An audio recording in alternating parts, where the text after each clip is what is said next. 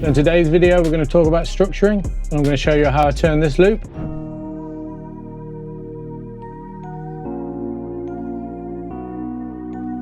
into a full beat, including structure, different sections, transitions, etc. Now today's video idea comes courtesy of a suggestion left by Edward Constantin 5753. That Edward suggested you make a video about how we should structure our beats, like how many bars should I use for the hook / verse / bridge, and when we should bring them into the beat.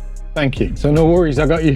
Now, if you got any video suggestions or something you might need some help with, leave a comment down below and I'll try and get to it if I can. So we're here in Ableton, we've got this melody already in. Now this was sent over me by Razor Sharp. I had to Razor Sharp for this one. Now obviously we need to add drums before we structure this. Before I do that though, I just want to talk about tempo and snare placement. Now if that's something you already know about and are confident with, I will leave chapters down below.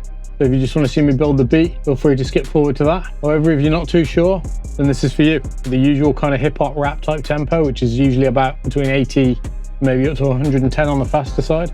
We place the snares on the 0.2 and the 0.4 of every bar. So here and here.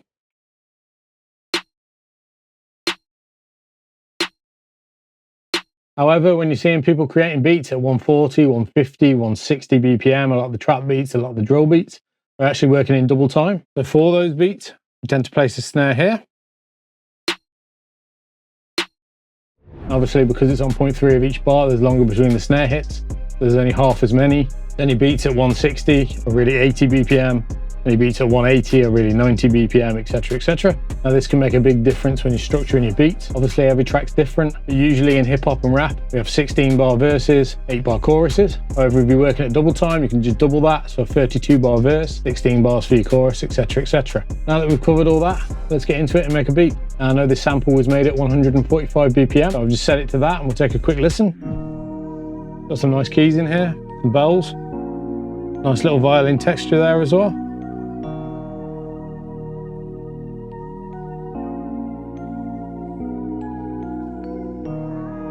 Got a really nice vocal at this point as well.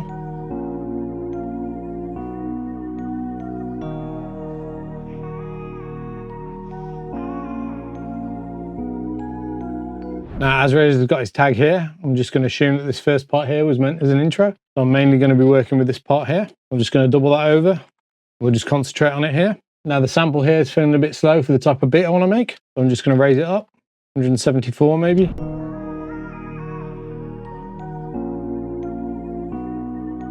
Now the first thing I want to do just to get some variation, I'm going to use this section here at the end. And then just repeat this section over.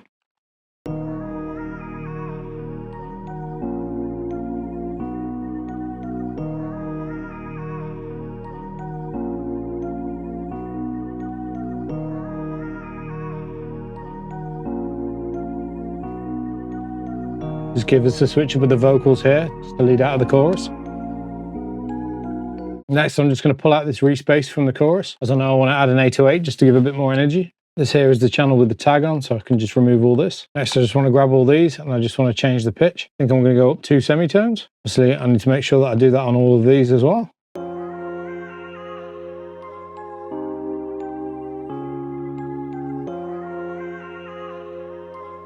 Yeah, I think this sounds better here. Kind of giving me like Millie's type vibes.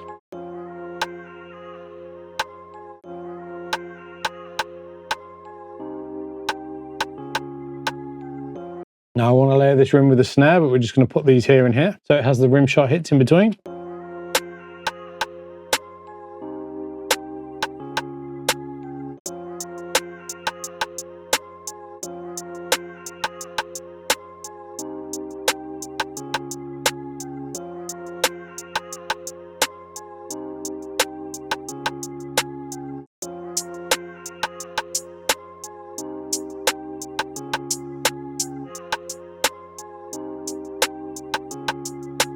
And before I put the kick in, I just want to add an 808, just so I know where the bounce is going. Now I'm just going to set this to 1 shot, because it just makes it a bit simpler. Just start putting down a simple pattern.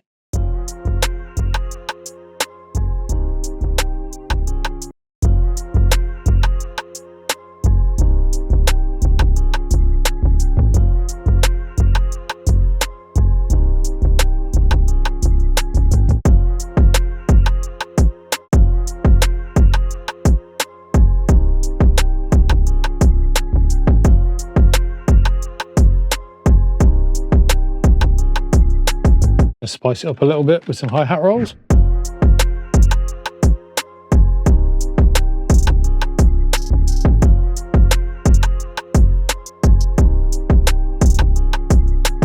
Next, I'm just going to go ahead and add some simple perks. Now these work nicely as you can pull them in and out as the beat progresses, and it'll just add small sort of changes throughout the beat that helps when you're structuring.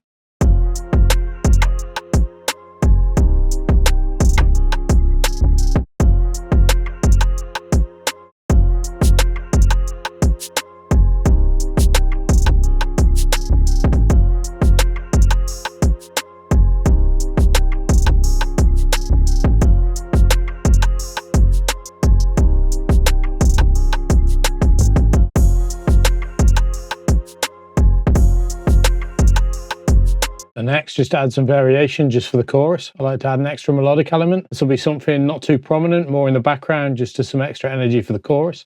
This just helps when structuring, so that you can define your chorus with more energy than the verses.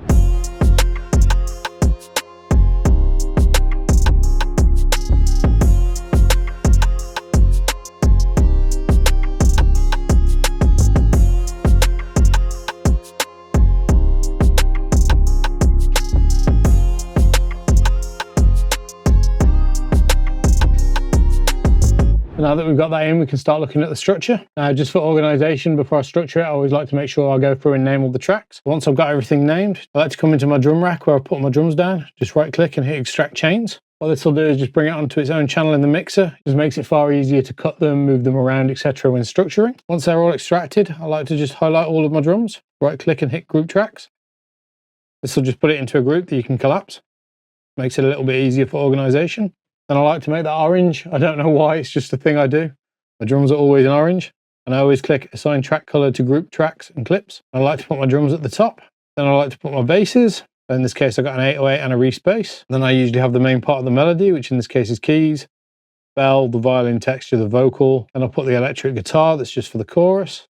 And then I put tags at the bottom. I know a lot of people like to put their melodies at the top and drums at the bottom and vice versa. There's no real right or wrong way to do this. It's just the way I do it. Okay, so now that I've got this organized the way that I like, we go ahead and start the structure. So we know this first 16 bar section here is going to be the intro, going into a 16 bar chorus. Now obviously that would be 8 bars in single time. Let's just see how they sound at first. Now already I think that's too much straight away, so I'm just going to take the bass out here.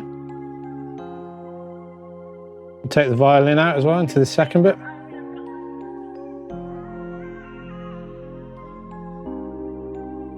I think on this section here, I just want to bring the rim in.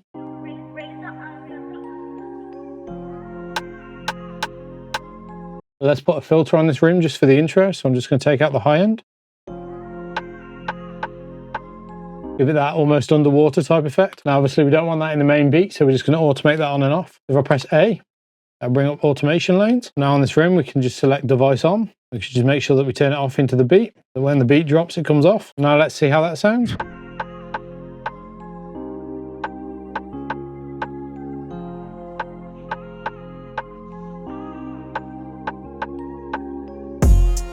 Now the drop there was okay, but it's nothing spectacular. So let's drop out some of these. Drop these back to where the rim hits. I'll drop in a few of them. Maybe bring these bells back in actually. That's a little bit better, but still not quite there. So what I like to do on beats like this is add in a reverse crash. Let's just bring that in. Press R to reverse it and just bring it to where the transition is. Bring the gain down a bit and see how that sounds.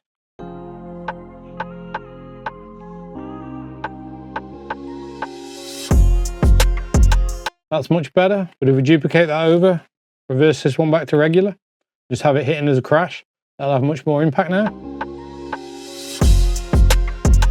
As you can hear, just something really simple and straightforward is a reverse crash into a crash to make all the difference on your transitions. Now obviously for other genres, drill, etc., you might want to have a break, a crazy 808 slide and then it kick in.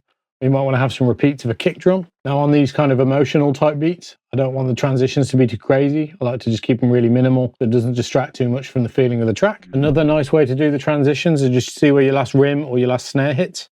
Bring everything back so it's just before that. And then you get this slight pause and that just leads for a bigger impact.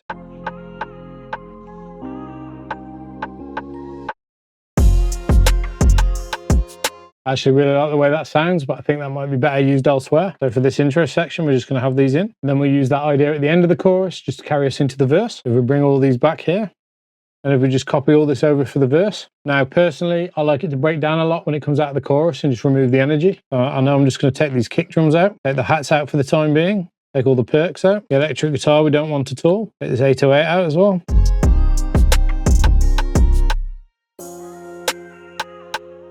I think the pause at that point is just a little bit too much. Maybe we have the pause in the intro instead, actually. I change my mind a lot when I'm structuring beats, honestly. We then move the riser to here instead. Just make sure we keep the melodies going at this point.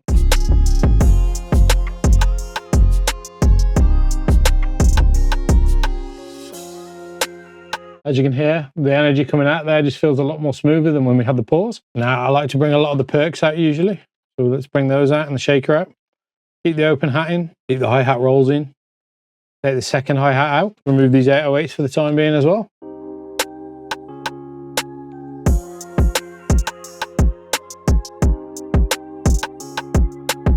That's our first 8/4 bars. On this next one, I just want to bring this back in. Bring these over.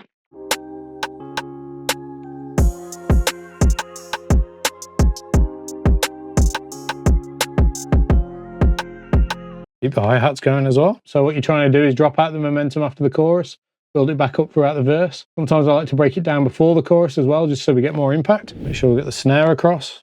Bring the shaker over as well.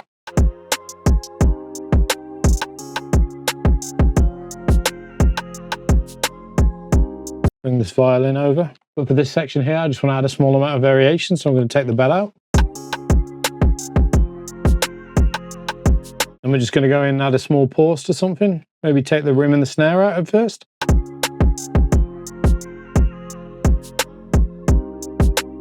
Just these small little changes make quite a big difference to the overall track. Stops it sounding repetitive, keeps your ears engaged, as you don't know what's going to change when. So on this section here, just to give some variation, I want to stretch this vocal out so it has that second part that we have in the end of the chorus.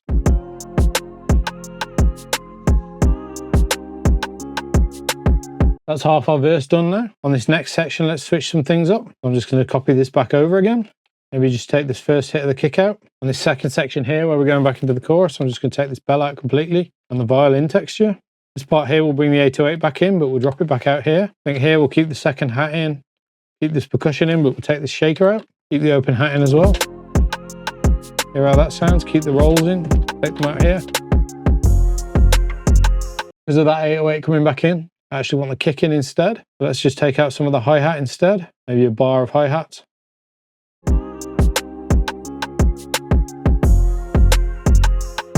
Dropping too much energy, so we'll just bring this hat back in. I'm not liking the way the 808's kicking in really. We'll just try taking out the first hit of those along with the first hit of the kick.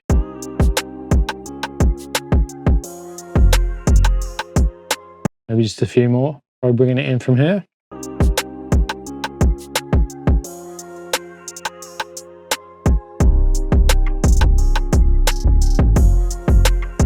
Then for this section here, as I don't want as much energy as in the chorus, I'm just going to take out some of these 808 hits. So take this one out here. Take this one out. Take this one out here. So basically any that doesn't have a kick attached to it.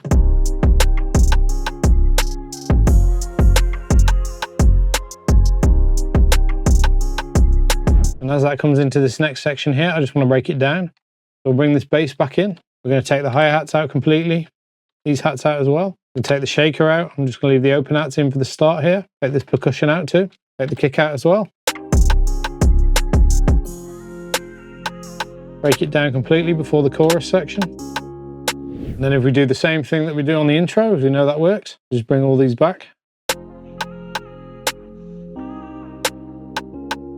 And then just drop this back into the chorus here.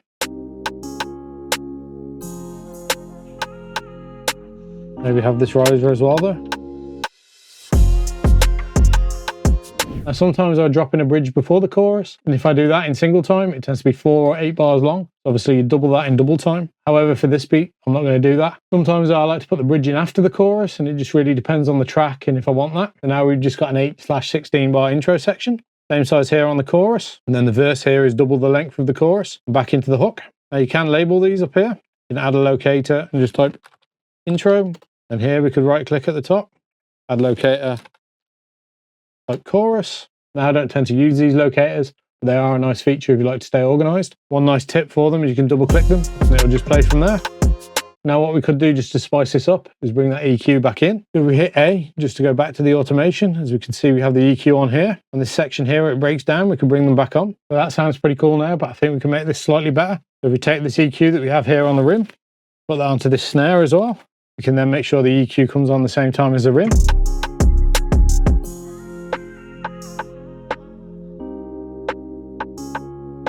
Now instead of it just coming suddenly on like this, we could automate the frequency that the EQ is coming on at. If we come here and we go to 4 frequency A, so just change the frequency it's being used at. If we set a point here, we set another one here, but we could take this one up.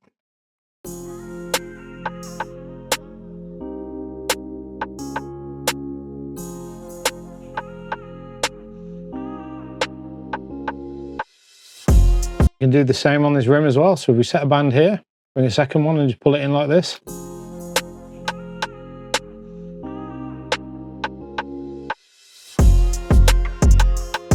Just adds a little bit of different texture for the transition. Now I think these simple transitions work for this kind of beat, but on other kind of beats you might want to use different effects. Now for the most part this beat is done. Just need to copy some of it over and then add an outro. We'll copy the verse and the chorus over again. More often than not, most tracks have 2 or 3 verses. This one I'm just going to leave it at 2. And then what I usually like to do for the outro is copy the chorus over again and then just start taking bits back out. So here maybe we could drop the kick out, drop the snare out in this second part, drop this hat out as well.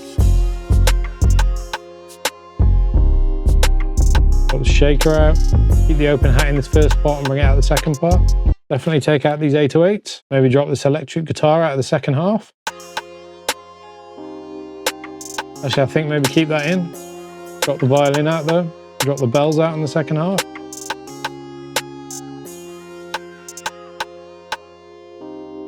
Bring this crash out from here. Get these hat rolls out on the second half as well.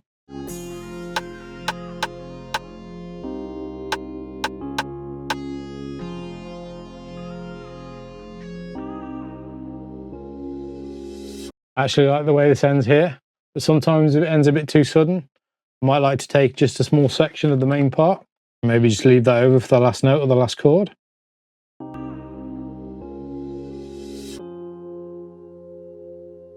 Now on this beat I don't actually like that, but it does work sometimes. Right, so we've structured our beat. I've actually gone ahead now and give it a quick mix. Let's take a final listen. Before we do that though, if you enjoyed this, don't forget to hit that subscribe button just down below.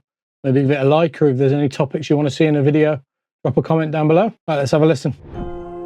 We've just got the intro here. This is just a few of the main elements. Obviously the beat tags in.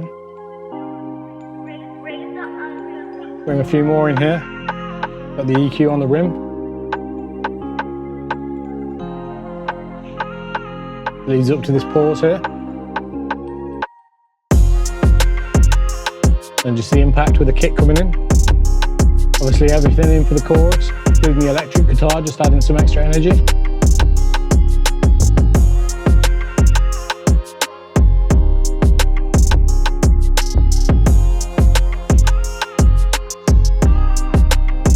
Break it down here.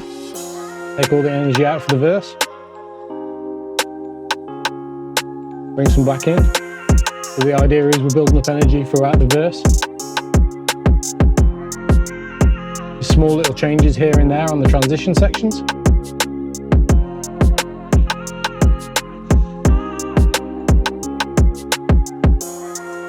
Take out the kick here. Bring the 808 in.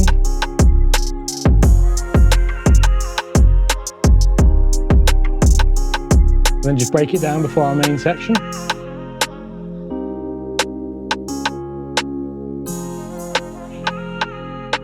So this just transitions now into the chorus. All the energy in the chorus. I think this one came out crazy. Let me know what you think down below. I think Millies would absolutely kill this beat.